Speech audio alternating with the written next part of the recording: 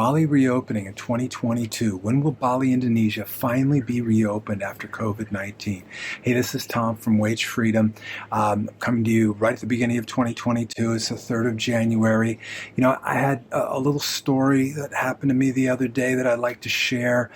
Minor epiphany, the only kinds of epiphanies I get anymore. But I thought at the time it might even be a bit of a glimpse of the future tourism-wise here in Bali and maybe by extension the world. Just my opinion. Also, I'll share what has to happen before Bali can get back to any kind of normalcy with regard to tourism. And if you're thinking about a visit in 2022, you'll want to be keeping your ears open for when this finally happens, certainly before you book any airplane or hotel reservations. I've also got perspective I'd like to share about, in a way, the COVID-19 period might turn out to be something of a missed opportunity relative to tourism in places like Bali and Thailand. I think it's a perspective worth sharing and keeping in mind as we go forward. But first of all, so the lay of the land here currently, okay? The last several weeks, a couple months of 2021, extremely low numbers in Bali, okay? And in Indonesia, we've mirrored Indonesia. The testing has remained very high, but the positivity rate now, instead of being, approaching 30% as it was, 6 months ago, 5 months ago, the positivity rate now is under 1%. A lot of days we've got under 10 deaths in Indonesia. 270 million people, right?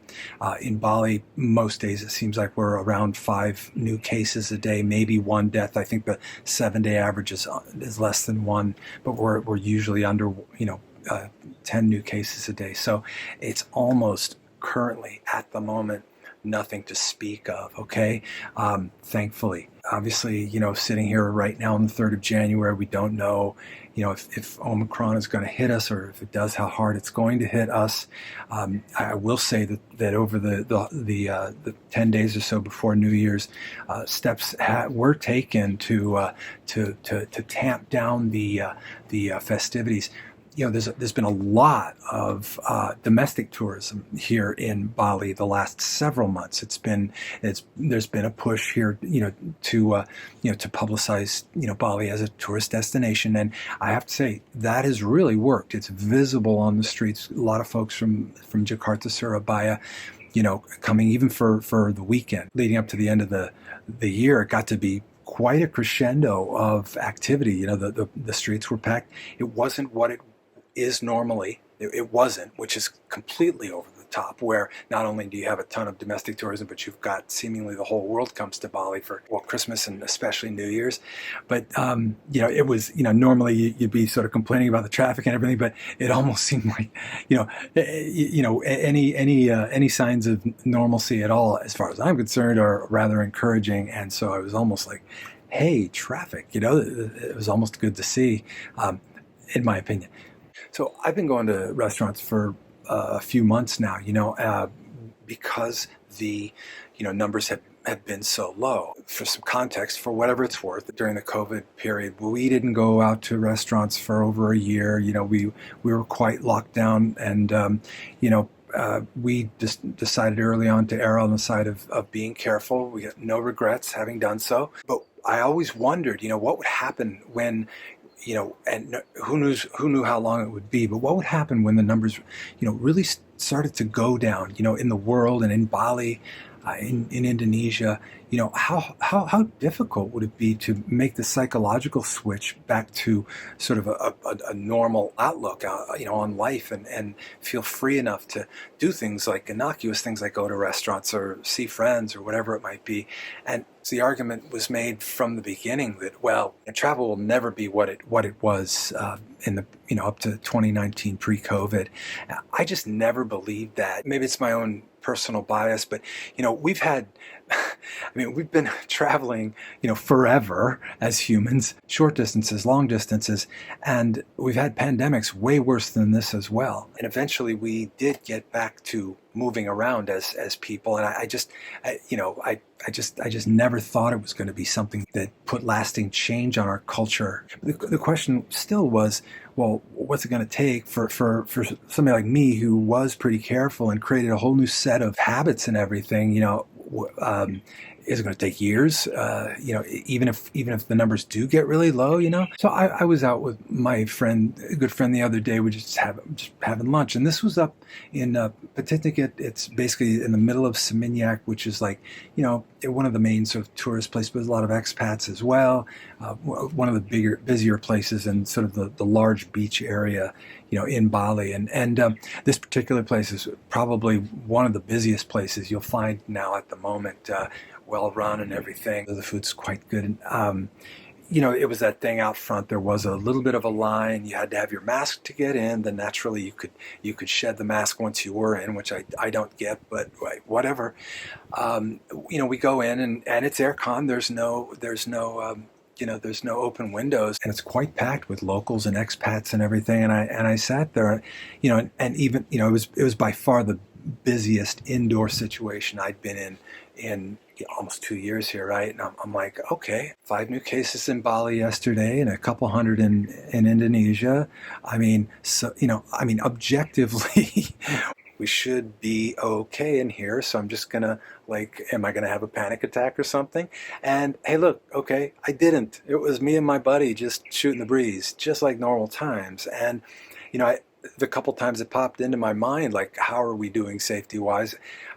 I just dismissed it immediately. I just don't think objectively that we're in, it's not July and August anymore where we had our big spike, and sat there and had lunch. And I don't mean to make too big of a deal out of it, but, I sat there feeling almost giddy. I happen not to be a drinker anymore, but I thought I'm almost feeling in this environment sort of, a bit inebriated in a very pleasant way, just for the buzz of having people around again, and just a natural, not even a big deal. It wouldn't, it wouldn't have been even something worth talking about in pre-2019 years, but under the circumstances, it was almost an exhilaration, just to be there and be sort of, as it turned out, affirming to myself that, hey, you probably can start to relax pretty quickly once the objective danger has reduced, okay?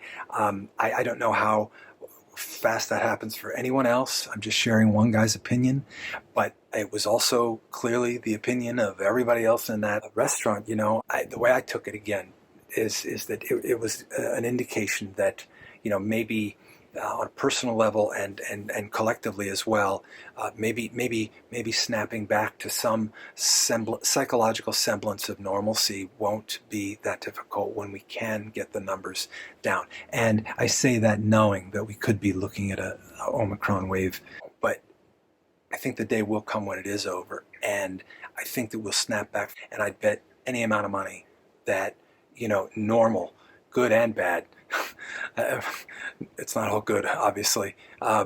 Normal, I think, is coming back relative to tourism. And I realized saying that normal's going to come back and that's some big victory. On one level, it absolutely is. To get, even to have the domestic tourism back in Bali has enabled a lot of restaurants to reopen, a lot of them that were closed for a year plus, which means obviously that, there's hundreds and hundreds and hundreds of folks that at least are getting part-time, hours back, again in restaurants and things. So, obviously currently it's not really about profit. I think it's more about survival. Having said that, some smart people have said that and actually the government officials here and in Thailand have made the point that, we kind of have the opportunity in a extended down period, to rethink tourism and what kind of, tourism would they like to have in Indonesia, in Bali, and in Thailand and other places too. Tourism has not been a sustainable activity in a lot of ways for decades, we recognize that even as we continue to come and have our sort of holidays, even short holidays.